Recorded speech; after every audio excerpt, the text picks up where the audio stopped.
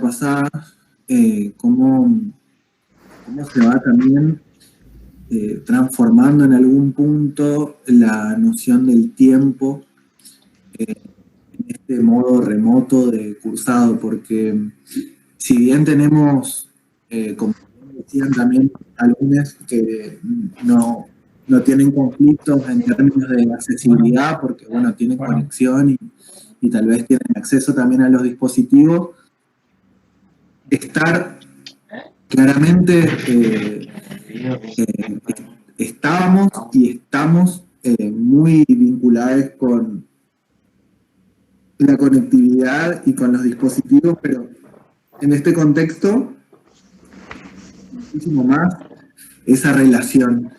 Y uno no termina de estar conectado todo el tiempo, entonces te entra información, o sea, digo, de manera un poco desfasada también a veces, porque tal vez lo que genera cierta presencialidad es que, bueno, uno se sitúa en que, bueno, la cursada es en determinado eh, tiempo, espacio, y eso de algún modo genera como alguna instancia de orden, y en este tipo de modalidad es como que estamos eh, 24/7 o la posibilidad es 24/7 y a veces es complejo poder ordenarse en esa instancia donde uno tiene la posibilidad de estar todo el tiempo en cualquier momento, pero claramente es como complejo porque no todos están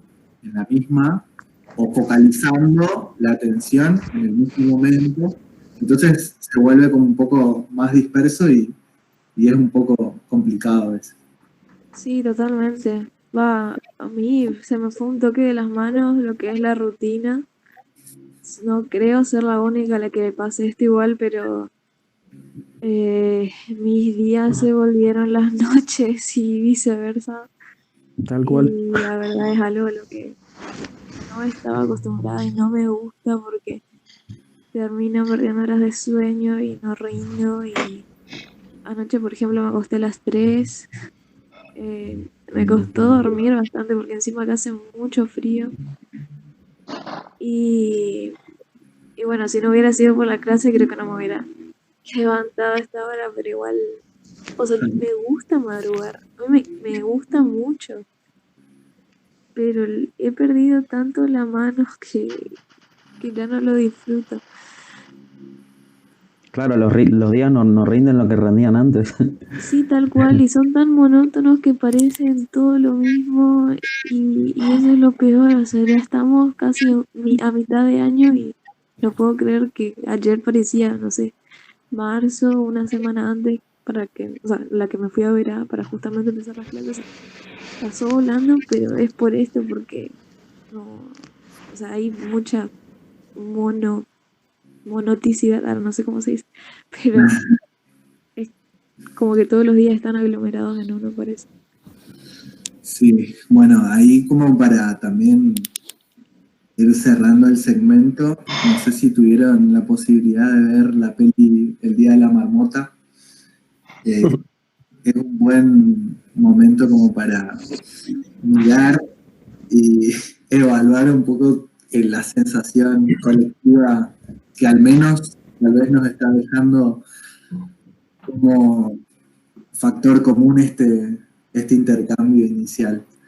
Eh, Colo, sí, te pregunto, en tus años así de profesorado y estar en dando clases y eso, ¿te había pasado alguna vez esto o no? ¿O primera vez que te pasa? Tener conexión así por pantallas y, o sea, no presencial, que no puede ser presencial. sí, la alternativa estaba.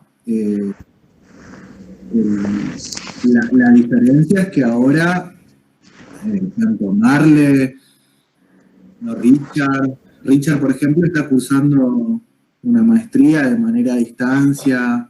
Eh, Ya. Marle, bueno, entiendo que también tuvo mucha experiencia de trabajo a distancia, eh, que ahora, bueno, podemos pasar también la pelota un ratito, pero siempre como una alternativa. La verdad es que en este contexto, esta es la única vía, digamos, más allá de que son múltiples, porque bueno, dependiendo de en qué plataforma estamos teniendo el vínculo es diferente, no es el mismo vínculo que tenemos en el aula virtual, en Instagram o en el grupo de Facebook, porque las prestancias son diferentes, sí, de estar absolutamente mediadas por dispositivos, es como una novedad en el punto. No sé, Marler, Richard, ¿quieren comentar algo?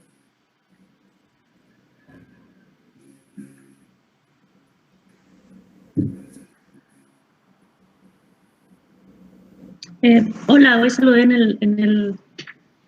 el chat, pero ahora les saludo con mi voz. La modalidad, yo tuve experiencia en modalidad virtual cuando trabajé en la extensión territorial de la facultad que se hizo la carrera de medios audiovisuales en Iguazú. Ahí nos exigían que aparte de tener esos encuentros presenciales una vez por semana, cada 15 días, teníamos que trabajar en el aula virtual, pero nos exigían el aula virtual. Nosotros a su vez también trabajábamos con Facebook, porque la mayoría era gente grande la que estaba cursando y se sentía más cómodo en esa plataforma. Después, bueno, también hice cursos a distancia, pero justamente como vos decías, Colo, la diferencia, la mayor diferencia es que es la única opción que tenemos. Por más que usemos distintas plataformas, es solo virtualidad, y también es cierto que hay gente que no tiene conectividad. Nosotros acá en tercer año o los años avanzados tienen más recursos los chicos, es casi el 100% de los que se inscribieron están prácticamente cursando. Los que no están cursando es porque decidieron no hacerlo, a lo mejor. Pero en primer año, por ejemplo, tenemos el problema de que muchos chicos no tienen conectividad. Entonces, de los 150 inscriptos, están participando 30 personas. Ahí es donde se genera el conflicto y el problema mayor. No sé si me escucharon. Sí, perfecto, Marler. Sí.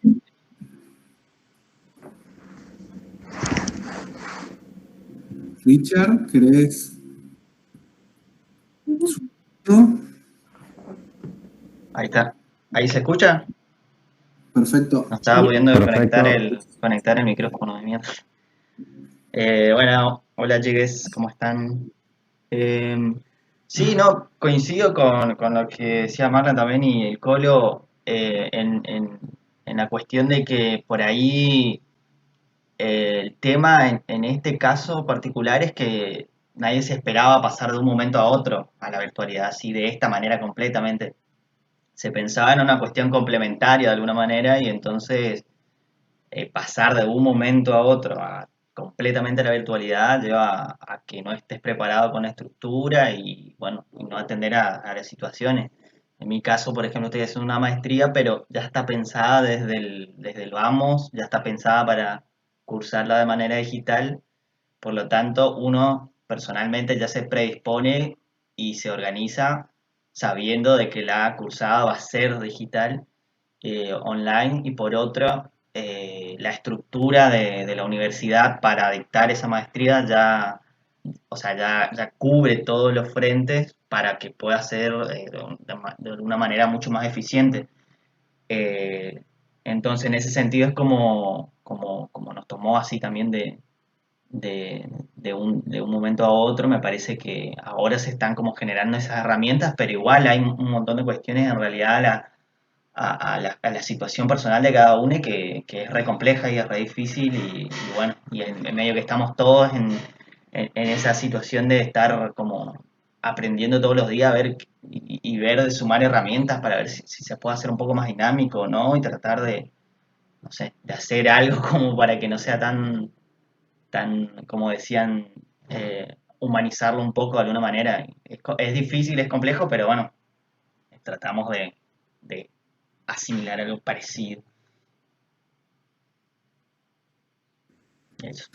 En este punto, también como siguiendo la línea tanto de Marley y de Richard, hay una cuestión que es fundamental, que es esa instancia de contrato social académico, digamos, que tiene que ver con lo que marcaba Richard recién, de que hay algunas alternativas u ofertas académicas que ya están construidas y diseñadas para ser desarrolladas en el marco de la virtualidad, y eso significa, en este contexto y en este momento histórico, para las instituciones que, en este caso la Universidad Nacional de Misiones y la Facultad de Arte y Diseño y la carrera de Diseño Gráfico y las distintas asignaturas que la componen, significa un proceso de adecuación, readaptación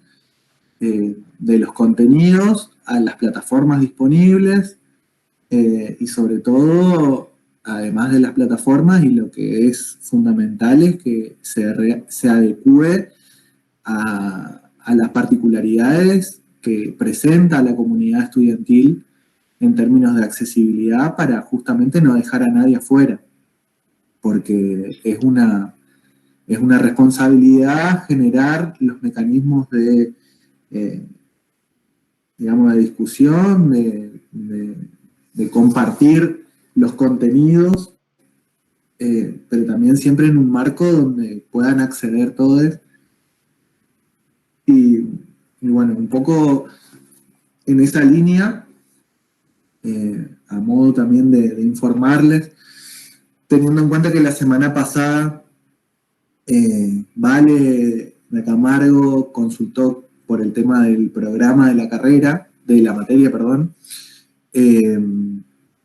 Les queríamos comentar también de que la carrera está, digamos, en la carrera, las distintas asignaturas, estamos trabajando en la readecuación del programa en este contexto, en función a definir cuáles son los contenidos que se van a trabajar,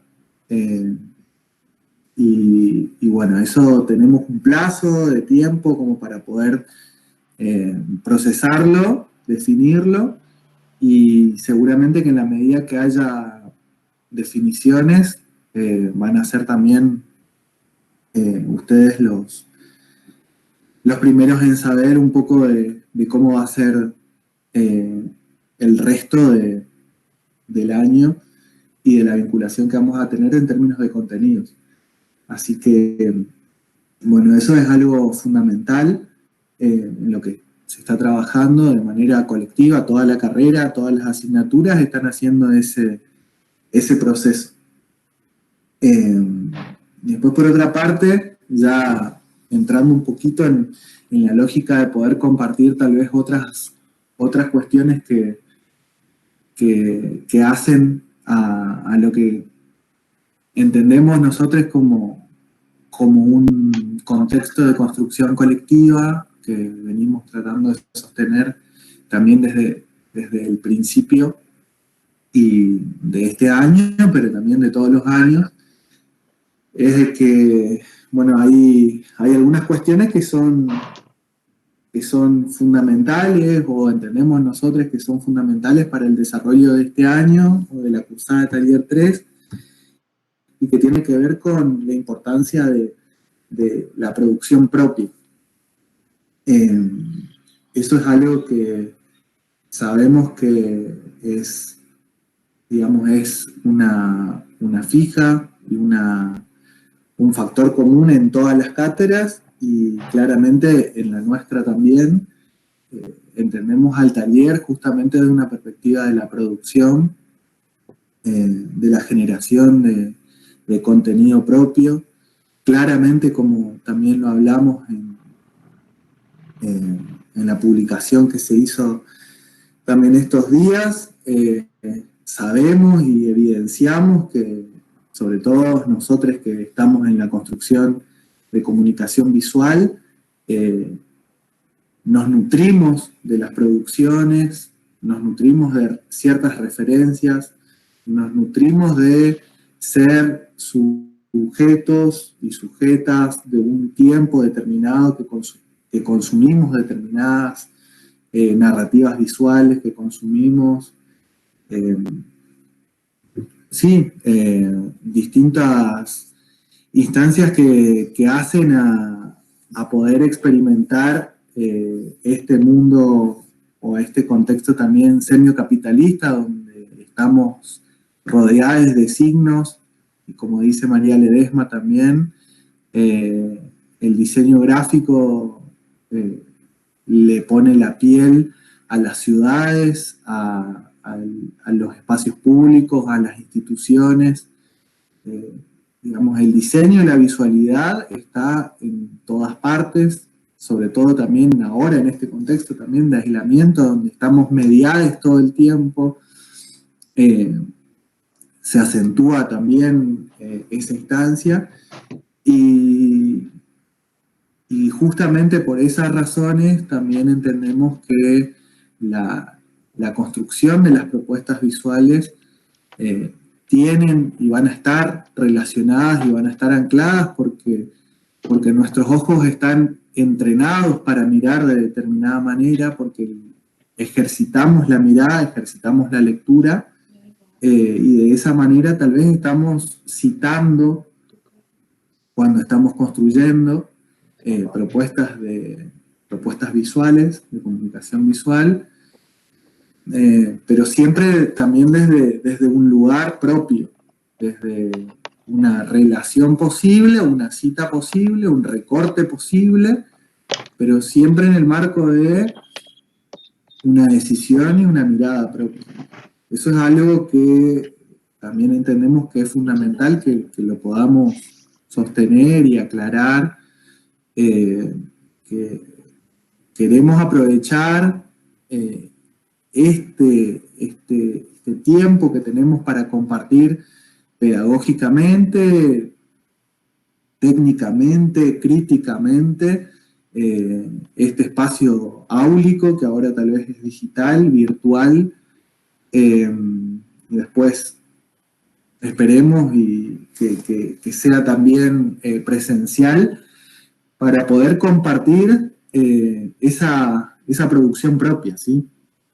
Que entendemos, y también lo que vemos en los envíos de los esquicios, que tienen inquietudes, que tienen habilidades, que tienen lecturas, y que está piola eso, de que cada uno vaya desarrollando sus propias habilidades, sus propias lecturas, y eso se hace justamente haciendo, desde ese lugar. Por eso también cuando planteamos o cuando presentamos la cátedra, hablamos de que entendemos que los proyectos se hacen con ideas y con audacia también, exponiendo, proponiendo, animándose a generar tal vez propuestas que tengan que ver con una mirada que claramente será en parte colectiva y en parte también seguramente será subjetiva. Entonces los animamos y las animamos a que puedan desarrollar esas propuestas desde ese lugar. Y también complementariamente sostenemos también la cultura y la filosofía del código abierto. También, así como lo venimos sosteniendo desde hace un tiempo, la lógica de poder compartir y pensar que las producciones también se pueden, en algún punto, algunos recursos y algunos desarrollos también pueden ser compartidos. Entendemos que es fundamental también para generar ese sentido de comunidad, que claramente a veces, y ahora también con las variables de de este distanciamiento también son como un poco más difíciles, que seguramente una colgada o un intercambio va a ser distinto tomando unos buenos mates con unos torneaditos de Doña Laura en el aula, y bueno, no lo estamos haciendo de esa manera y estamos probando otros mecanismos. Desde ese lugar también, como también lo dijimos, desde la cátedra lo que queremos es que también ustedes, así como hicimos con la encuesta de accesibilidad a las herramientas y a la conectividad, tener una mirada también y una devolución de parte de ustedes en torno a cuáles son las cuestiones que también se pueden ir mejorando o ir ajustando. Claramente, como le dijimos, la intención es que podamos generar un espacio de socialización e intercambio lo más cercano a lo que tanto los contenidos de la cátedra establecen, como también a la particularidad de este momento y también la mirada y las apreciaciones de ustedes, digamos. Esto lo entendemos como una construcción colectiva, y por eso vamos probando. Un poco lo decía Marle, lo decía Richard, vamos probando, entendemos que el aula virtual tiene sus limitaciones, por eso habilitamos el grupo de Facebook como una alternativa para intercambio, para poder socializar otro tipo de material que contribuya al desarrollo de los contenidos, el Instagram como otra posibilidad que tal vez no tiene tanto que ver con el compartir, pero sí con experimentar otras variables que presenta la misma plataforma, que es más visual, que por ahí la lógica es que podamos ocupar para mostrar los procesos, para abrir el taller propio que tiene cada uno, ese espacio de diseño que tiene cada uno en el lugar donde está,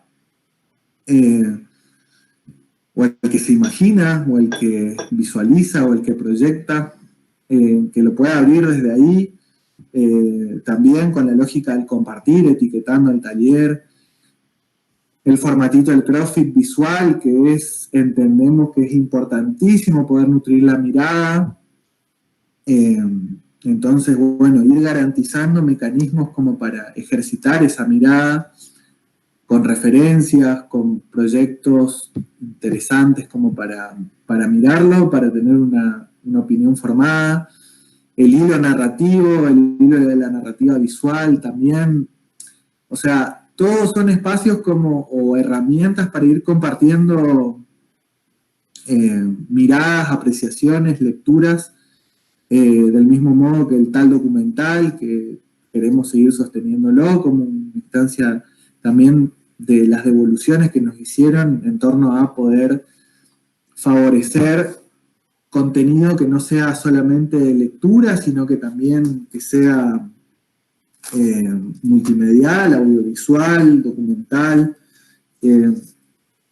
Todas estas alternativas se dan en el marco también de poder construir colectivamente, y desde ese lugar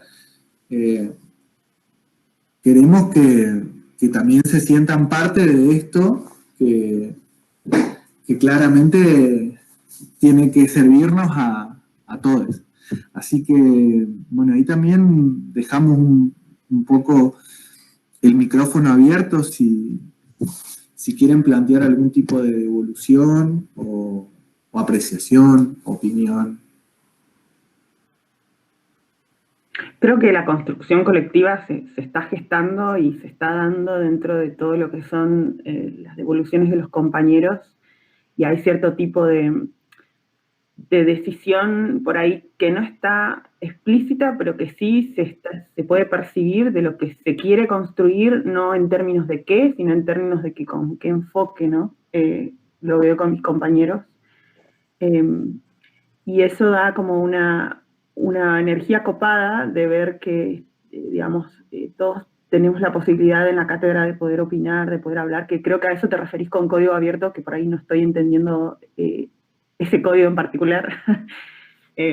Pero quiero entender que va por ese lado, ¿no? De que todos podamos opinar con tranquilidad, que todos podamos ir construyéndonos con el otro, porque si no opinamos o si no escuchamos, no podemos construir nuestra propia identidad, digamos. La famosa otredad por ahí viene a jugar un papel importante en eso. Y está copado eso de lo que es el diseño, porque se genera como una comunidad donde todos podemos ir aportando y donde todos podemos empezar digamos, lo veo para ahí a mis compañeros, a poder animarlos a que den también su forma de construir o su forma de ver, a que la pongan ahí afuera y darle esa posibilidad que por ahí la virtualidad, hay gente que por ahí no opinaría en el aula, pero por ahí la virtualidad les da esa capacidad de poder escribir lo que piensan, de poder compartir un corto, de compartir un documental, un video que dicen, bueno, esto me gustó por tal y tal cosa, y eso también está bueno de lo positivo que veo yo dentro de la virtualidad, mirando un poco en todo este caos que estamos viviendo, que nos está desafiando a todos, que tenemos que replantear el diseño, digamos. El diseño siempre fue una herramienta para mí de resiliencia, en donde uno tiene que tratar de gestar en el momento y de la manera que pueda, ante los factores que tenga y como pueda, una solución ante las cosas. Y bueno, y eso está bueno que podamos hacerlo dentro de la cátedra y con lo que se nos da y con las herramientas que tenemos. Que de paso eso es lo que llamamos creatividad, ¿no? Sí, reconcuerdo. Igual siento que por ahí en este ámbito virtual, quizás las opiniones pueden desvirtuarse un poco y adquirir más de una interpretación, siendo que por ahí, qué sé yo, uno quiere por ahí aportar con una crítica, pero no necesariamente esa crítica es negativa. Digo, siento que se puede, o sea, en el aula quizás presencial se podría llegar a malinterpretar también, pero no, yo como compañera siempre que, bueno, tomando el caso que sucedió hace unas semanas, ¿no? Como compañera siempre quiero buscar lo que es justo para todos los compañeros, o por ahí sí criticar, pero desde mejorar, como buscando esa construcción, por así decirlo, pero no todas las veces parece que se tome esa construcción por ese lado. Eso es por ahí algo que no me gusta de la virtualidad, que muchas veces todo se puede tomar desde la defensiva y no estar justamente abiertos a esa crítica, o mirar las cosas objetivamente, o sea, tomarlo todo como un balde de agua fría, ¿no? Es muy difícil y, como dijimos, es un ámbito hostil también, pero quizás es como dejar, no sé si las pretensiones de lado o dejar de pensar demasiado y aceptar quizás esa crítica y, bueno, ver cómo justamente aplicarla a tu narrativa. No hay malas intenciones de parte de nadie acá, eso se puede ver. Pero por ahí sí me gustaría que quizás fuésemos un poco más flexibles en cuanto a dar nuestra opinión o recibirla. Creo que ese es mi aporte. La virtualidad da una capacidad de elaboración que el aula no nos da, y eso es algo que es interesante de ver. Todos tenemos la posibilidad de elaborar nuestro discurso en todo sentido, visual, escrito, y poder ponerlo ahí afuera. Y eso a veces nos juega como ventaja o a veces como desventaja. Y el aula nos pierde eso, nos pierde la expresión facial, el tono de voz, la forma de mirar, la forma de expresarnos, que eso también extraño muchísimo, que se da en el diálogo real, digamos, que es cuando estoy ahí en vivo y en directo y no, la interpretación es inmediata. Obviamente van a haber un montón de... La intención, como decís, Abril, siempre va a ser por ahí la mejor, pero va a quedar en el lugar de cada uno de que esa intención sea recibida como la mejor también. Claro, porque a veces, perdón, profe, a No, veces por favor. es como que depende de cada persona, si es más susceptible a que esas críticas, por más constructivas que sean, que le afecte o no, porque cuando hay una persona que vive, no sé, 24/7 re bajoneada, cualquier crítica o que vos le haces, por más constructiva que sea, siempre va a ser, como dice Abril, un balde de agua fría, le va a caer para mal. Y quizás hay que analizar bien y si es realmente como para nuestro bien, tratar de, bueno, analizarlo justamente y ponerlo en práctica. Y si vemos que no, que el otro habla al pedo, vamos a decir, lo ignoramos y listo. Claro, totalmente. O sea, aparte, vamos a trabajar en justamente un ámbito sumamente hostil y, bueno, directo, donde la gente no tiene tapujos para decir lo que piensa y yo pienso que la gente que se toma las cosas así va a sufrir muchísimo. Entonces, claro, quizás estaría bueno que justo ahora que tenemos las herramientas, o al menos la capacidad y que por suerte estamos, que ser respaldados por la cátedra o por los compañeros, de poder, sí, justamente no ser tan susceptibles. Obviamente está de parte de cada uno y por cómo, bueno, las experiencias y qué sé yo, pero, no sé, me encantaría que todos fuésemos abiertos a... Bueno, pero eso es lo que según escuché antes de comenzar esta materia y todo lo que veníamos trabajando y como lo que se nota hasta ahora, es que veníamos con un Patricio y una Angelina, con Patricio que nos iba a decir, esto que hiciste es una mierda, y una Angelina que nos iba a decir, disculpame, pero anda a leer de nuevo el apunte. Después venimos con Marinaro que nos decía, anda a leer el apunte y por favor fundamenta, y ahora estamos en una cátedra, en una materia donde todos esos fundamentos tienen que venir de nosotros mismos. Y todas esas inseguridades personales se ven mezcladas con todo lo que es la producción, todo lo que atraviesa nuestra identidad, a lo básico, a lo esencial, se va a ver reflejado en todo lo que hacemos.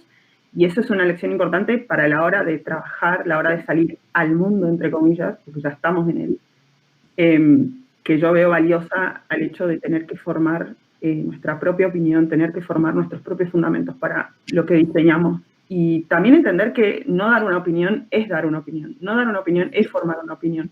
No decir o no reclamar una injusticia es formar una forma de ver, es formar una forma de diseñar, es formar una forma de vivir, y no podemos escapar al metamensaje ni también al metadiscurso en el que cada uno vive. Y eso va a ser una decisión constante y muy personal propia de cómo la queremos construir. Y no podemos escapar de eso. Bien, hay una línea también interesante ahí, me hace pensar un poco también en otra línea de María Ledesma, en diseño gráfico, una voz pública, que ella habla de cuando uno diseña, está tomando un posicionamiento. Un poco por ahí el carácter entre varios conceptos que queremos trabajar como ejes nodales y transversales también en todo lo que es la cursada de taller 3, tiene que ver con algunas nociones que las fueron citando. Pensar que en este contexto estamos trabajando también desde un lugar, o sea, digamos, manteniendo el aislamiento, y que estamos también siendo mediados todo el tiempo sin la posibilidad de estar justamente presencialmente y argumentando presencialmente, es un poco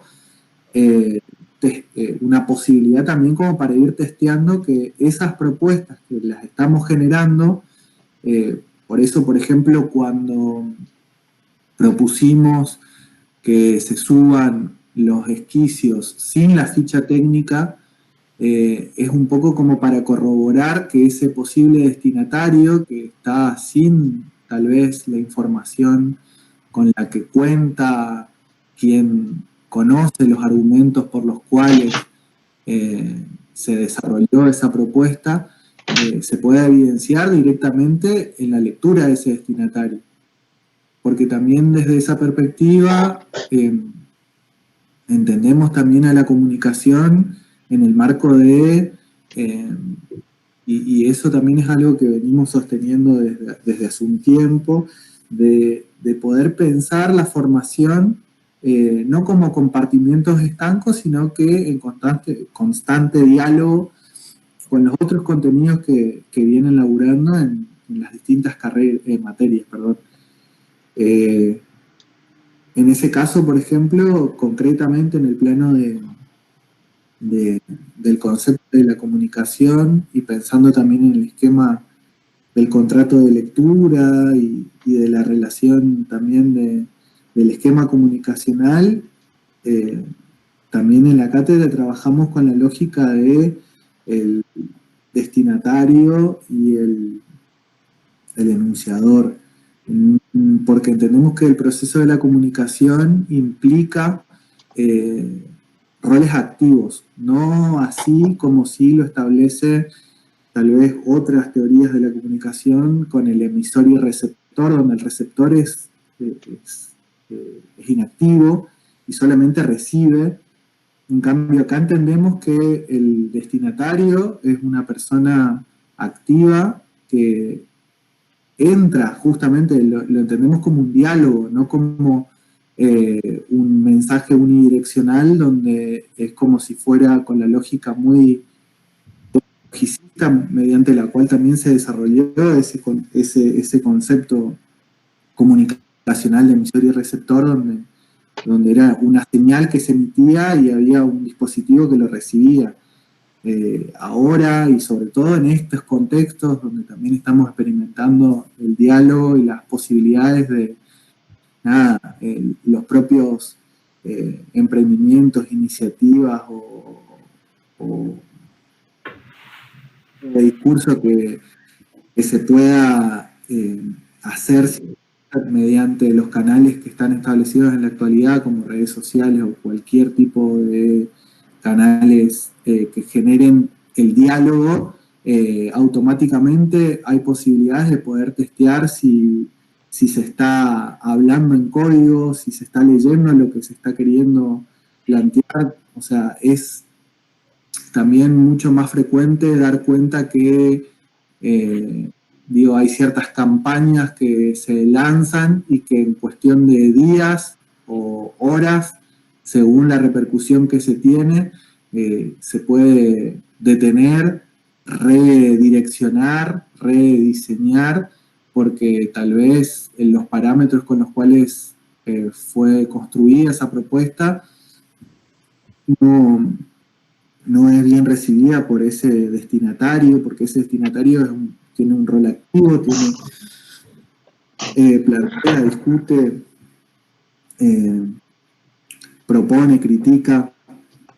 Entonces, un poco desde ese lugar, la lógica es poder trabajar en proyectos comunicacionales que evidencien que hay un destinatario, una destinataria, y que claramente el mensaje que tiene un contenido, y que muchas veces nos fijamos mucho en el contenido y en el armar ese contenido, no lo situamos tanto en un contexto, y ese contexto es, de vuelta, esos contextos o esos universos de consumo o de relación. Cuando hablamos consumo es porque hablamos de también un contexto histórico donde todo se consume, a pesar de que posiblemente no estemos ideológicamente de acuerdo, todo lo estamos consumiendo, los recursos renovables se consumen, los recursos no renovables se consumen, los productos se consumen, las mercancías se consumen, las narrativas se consumen, uno consume un aspiracional o lo que quiere llegar a ser, y desde ese lugar ese destinatario está alerta, está activo, y nosotros como constructores de comunicación visual tenemos que saber de las particularidades de esa audiencia para también saber cómo hablarle a ese destinatario, y para eso tenemos que conocer los códigos, que son fundamentales, que eso también lo vienen trabajando en semiología de la imagen, para poder trabajar la significación también, dar cuenta de que esos códigos nos pueden servir para poder anclar en determinado grupo destinatario, pero también la lógica de poder darle giros a la significación nos puede permitir encontrar o plantear novedades dentro de esos discursos. Y eso es producto de ser observadores, de ser obsesivos por tratar de entender un poco cómo son las mecánicas comunicacionales, como un poco también tomando lo que decía Anaela un poquito con relación a la identidad también, cómo poder comprender que esos consumos generan identidad y cómo uno también se va apropiando de esos consumos, que uno se puede diferenciar porque, o sea, la identidad no es solamente la capacidad que tiene uno y las condiciones que tiene uno, sino que también eso se pone en relieve porque existe un otro y entonces se puede evidenciar la diferencia, y desde ese lugar es importante también dar cuenta de la estrategia que puede haber también para construir esa identidad, que un poco el chiste de este primer esquicio es pensar el personaje digital no es solamente o no es diseñar un avatar que simule o que sea, o sea, no es, digo, no es que no fuera, sino que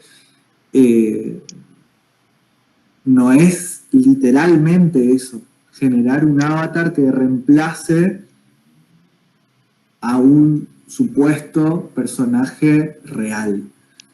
El personaje ficticio de ese personaje digital puede ser un avatar, puede ser, ni siquiera puede estar situado en una persona, puede ser una mirada, puede ser el recorte de lo que experimenta ese personaje, puede estar basado en, hay algunas alternativas y hay algunos proyectos de los que fueron subiendo que van en esa línea, de mostrar cómo ve el mundo ese personaje digital, que posiblemente es distinto. Hay algunos proyectos que se sitúan específicamente en poder mostrar al personaje en un cuadro, siempre con un retrato o con una ilustración o con una fotografía, que es posible, pero no es la única alternativa. Nosotros como consumidores de plataformas, todo el tiempo estamos mostrando narrativas en las publicaciones que hacemos.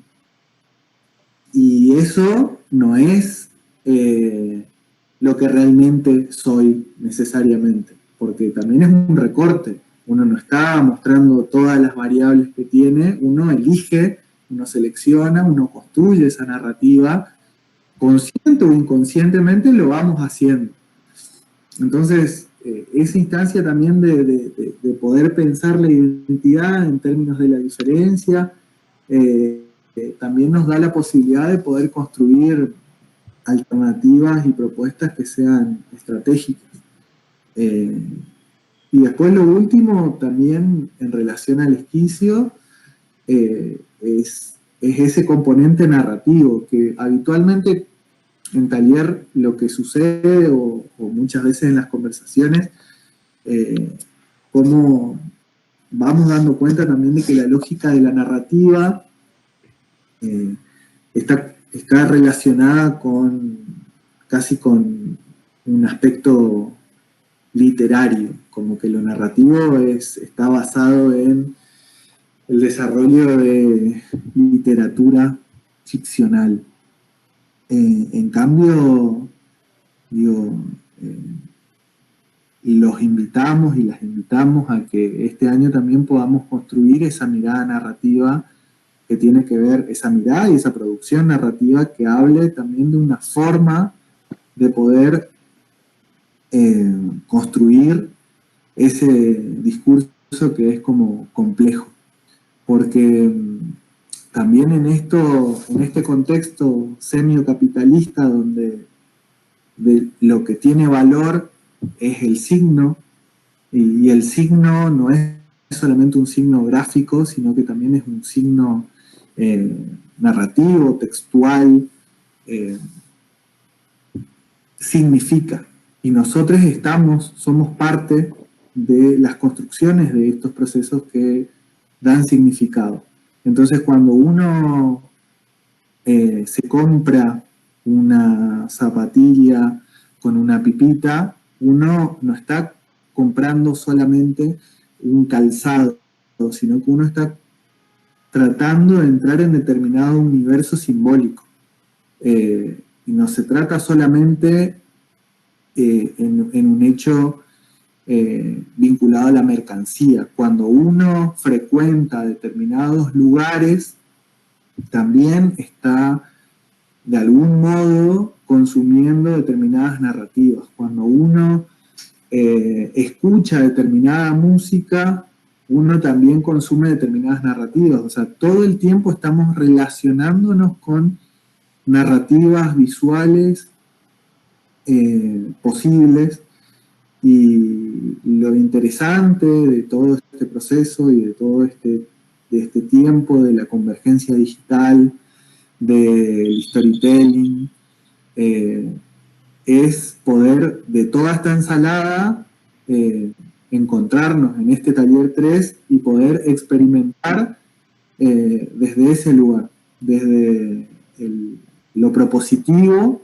y también animarse a hacerlo con la confianza de que también, digamos, la cátedra y la comunidad tiene que también hacer el esfuerzo de contener a la propuesta, ¿no? Porque siempre hay cánones de lo que, o muchas veces se habla de que hay cánones de lo que está bien y lo que está mal.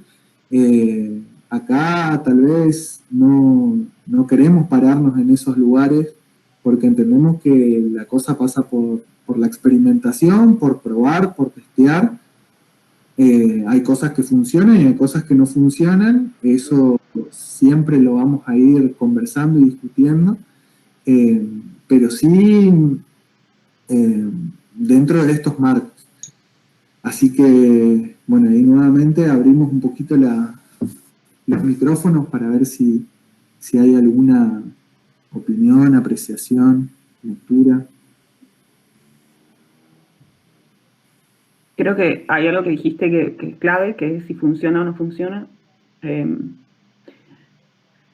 Que en cuestión, creo que este primer esquicio fue bastante, para mí fue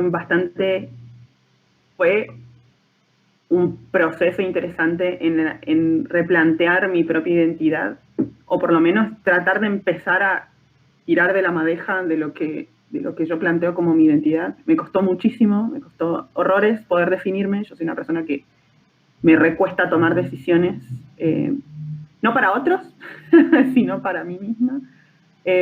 Y eso se ve reflejado en todo. Por eso, cuando surgió este incidente particular con el esquicio de la compañera Andrea, yo no lo vi como algo bueno o algo malo, sino lo tomé desde la posición de que todos estamos tomando decisiones todo el tiempo, y hay una decisión que se tomó y que fue evidente y que fue un camino elegido.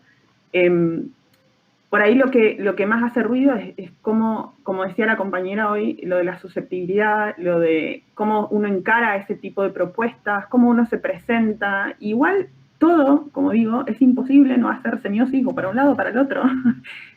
Sigue teniendo una respuesta y sigue entrando dentro de un parámetro y sigue siendo tomado desde alguna posición y hacia otra posición.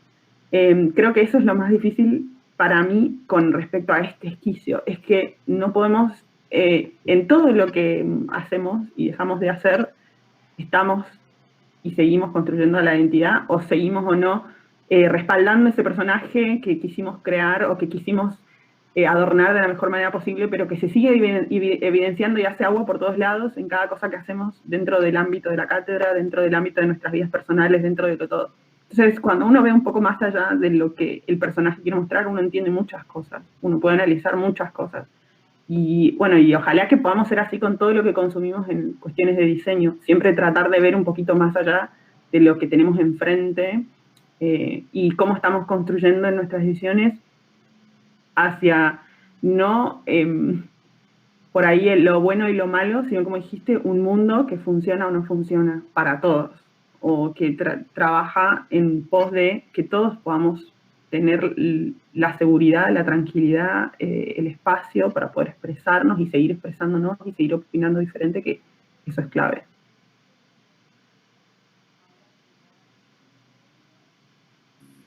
Hay una cuestión ahí también que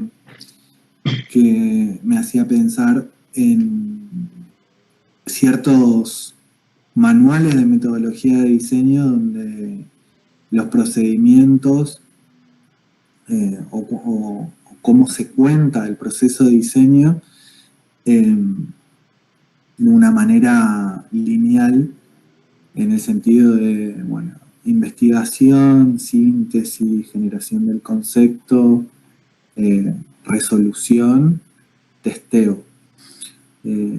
Muchas veces esos manuales de procedimiento también contextualizados y desarrollados en un momento de la historia, en este tiempo donde podemos testear y evaluar con mucha más prontitud, si se quiere, o en un tiempo mucho más acotado. Hay quienes sostienen de que, y ahí coincido, con que el proceso de diseño es iterativo. O sea, va y vuelve, es como un proceso como mucho más dinámico, exacto, gracias por la ayuda, y que en ese sentido, digamos, tenemos que también poder, con esta lógica también de poder evidenciar que hay un destinatario, y que un poco la lógica también de esta segunda etapa del edificio, cuando hablamos del espacio de diseño, abrimos también la jugada a quienes corroboren y testeen su propia, a partir de las devoluciones que le hicieron sus compañeros, y sobre las propias limitaciones que va encontrando, porque claramente cada uno está produciendo, está mirando esa producción, la está evaluando y va dando cuenta también de las potencialidades que tiene y las limitaciones que también puede tener. Entonces, en ese contexto está más que abierta la posibilidad de que también ahora, con cierto grado de distancia, después de haber llegado a entregar esa primera etapa, poder corroborar eso producido, y si eso producido también permite ampliar esa narrativa visual a ese otro costado, que sería ahora ya poder trabajar la narrativa de ese espacio de diseño. Y entonces desde ahí también apelamos al criterio que tiene cada uno para producir y para generar contenido. Perdón que me perdí porque pensé que estaban hablando del chat, pero no. Entonces es una invitación también a que cada uno vaya también haciendo ese proceso de lectura sobre lo producido y sobre lo que puede ser también. Hay lo que a priori también se ve, es que en muchos casos hay como una capacidad técnica interesante, hay mucha ilustración que está muy piola. Ahora, también cómo vamos construyendo, volviendo también a esta lógica de relacionarlo con, bueno, por ahí un poco el texto de Arfuch trabaja esa lógica, ¿no? Cómo poder pensar la identidad no desde una mirada esencialista, sino que como casi basándose en la falta. Uno todo el tiempo está construyendo su identidad y esa identidad tal vez no es lo que uno es, sino que también a veces se relaciona con lo que uno quiere ser, y ahí también está la posibilidad de ese personaje digital, ¿no? De mostrar un algo que puede ser. Entonces, hay una posibilidad, sobre todo ahí, del plano del uso de la retórica, que eso también es una invitación como para esta segunda etapa del esquicio, de volver sobre la idea de las figuras retóricas, los conceptos de las figuras retóricas que seguramente la habrán trabajado años anteriores, como para poder construir esas narrativas posibles. Desde la instancia de, digo, porque hay algo ahí también interesante de que en la lectura de los esquicios, y como también lo dijimos anteriormente, son producciones que no van a tener una nota, pero sí vamos viendo el proceso, la lectura, la mirada, la producción, y los recortes que va haciendo cada uno para tener también un antecedente de este inicio y de este vínculo que vamos a tener como integrantes de la comunidad de Taller 3. Y es interesante que ustedes puedan volver a leer esa propuesta que hicieron. Cuando me refiero a leer, no digo a leer la ficha técnica, sino que leer lo que ustedes están proponiendo en términos visuales. Porque así como ustedes también son productores, son consumidores. Entonces, ¿qué les pasa viendo, analizando eso que produjeron? Que es también un procedimiento súper rico y necesario de que hagamos.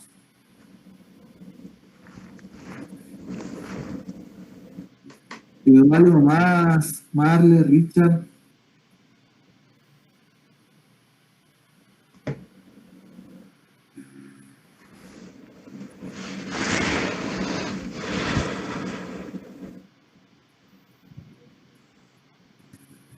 ¿No? ¿A ustedes les queda alguna cosita suelta? No, creo que más o menos está.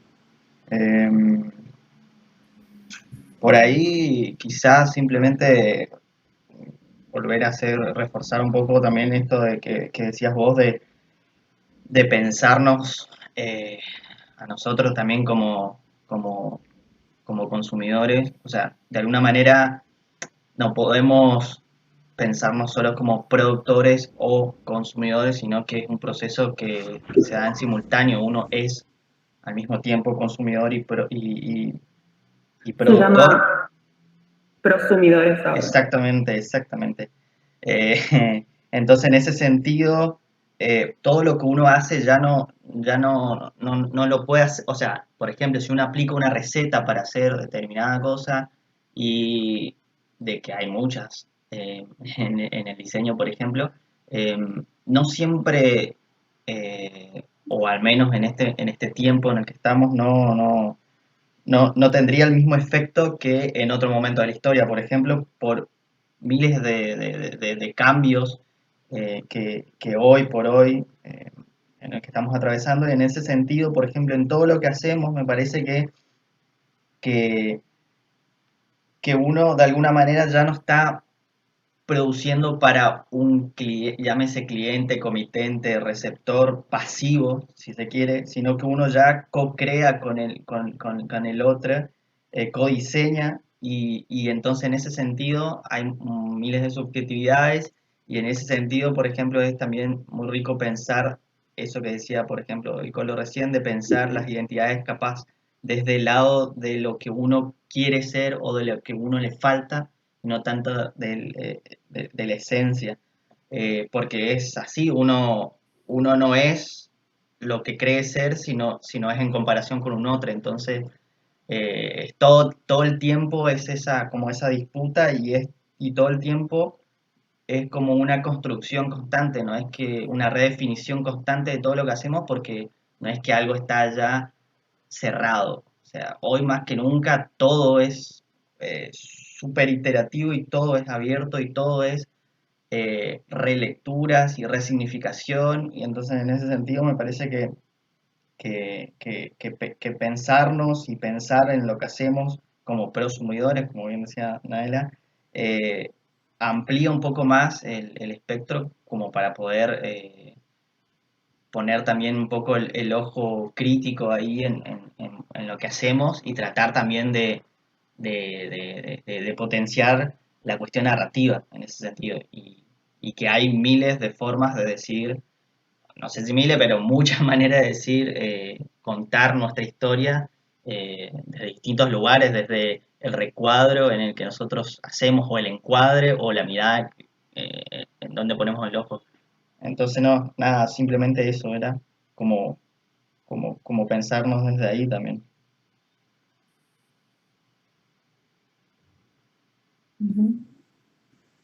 Bien.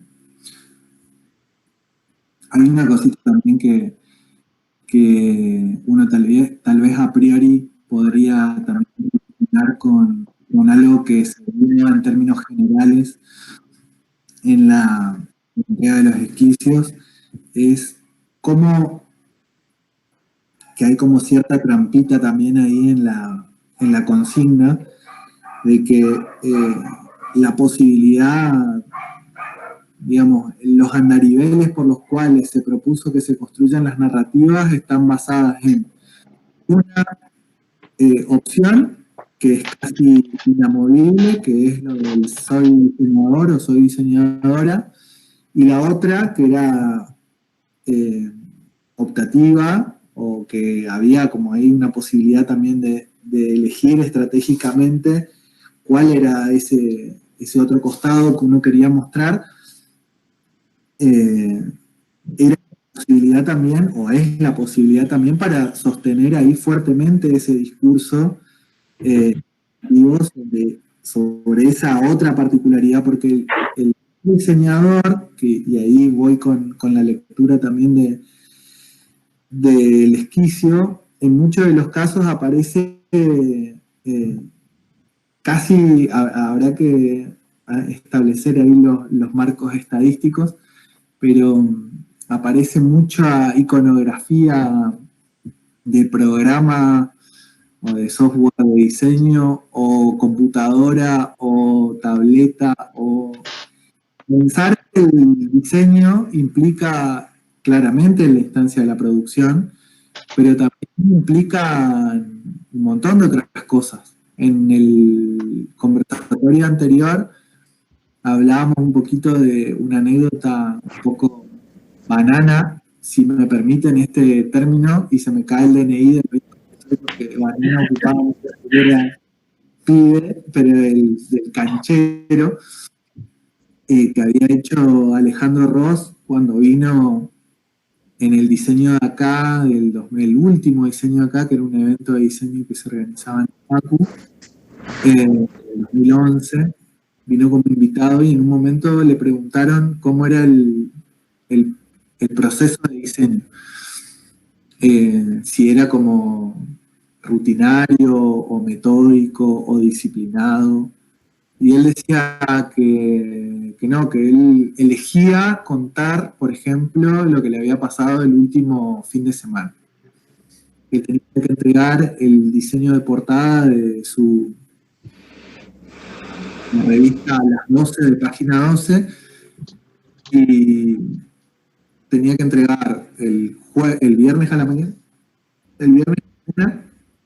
y era jueves 9 de la noche, no sabía cómo encararlo, y Pablito Lescano, de Damas Gratis, le mandó un mensaje y le invitaba a salir a tomar unas cervezas. Y bueno, salió, la cuestión es que el entorno donde estuvo, la conversación, él decía que nosotros como diseñadores estamos con el proyecto dando vuelta todo el tiempo en la cabeza, entonces tal vez inconscientemente en las propias conversaciones que mantuvo esa noche, a la temática que él tenía que resolver, y en una conversación le tiraron una punta que se le abrió el bloqueo mental y volvió a su casa a la madrugada, se puso a resolver y al otro día a la mañana tenía la pieza cerrada. Más allá del hecho paradigmático también de un referente del diseño argentino y sudamericano, poder pensar también que el proceso de diseño no es solamente en la instancia, o sea, todo el tiempo estamos siendo diseñadores, estamos formando esa mirada. Cuando vamos a un espacio público estamos viendo con las gafas del diseño, o cuando vamos o cuando estamos recorriendo un scroll interminable en alguna red social, estamos viendo con los ojos de diseñadores. Ese es un desafío, es el desafío también que les proponemos para lo que resta también del año. Y bueno, si nos queda otra consulta o inquietud, podemos tal vez ir cerrando. ¿Queda algo? No. ¿Estamos? Bueno, entonces les proponemos como último pedido de la mañana que abran si se animan, porque las pasadas no se animaron, que abran sus cámaras, así hacemos una capturita de pantalla y ahí nos quedamos solo nosotros expuestos con la cara hinchada, que nos levantamos así, quedamos todos en igualdad de condiciones. Qué bueno verlo, gente, qué bueno verlo, por lo menos así. Bueno, a pesar de las particularidades que tiene este año, realmente estamos muy felices de con estas particularidades, pero compartiendo el fin. Esperemos que sea una grata estadía ser parte de la comunidad Talgo 3. Nos vemos. Nos vemos, Colo, querido. Dale. Nos vemos. Gracias por su tiempo. Chau, chau. Sí.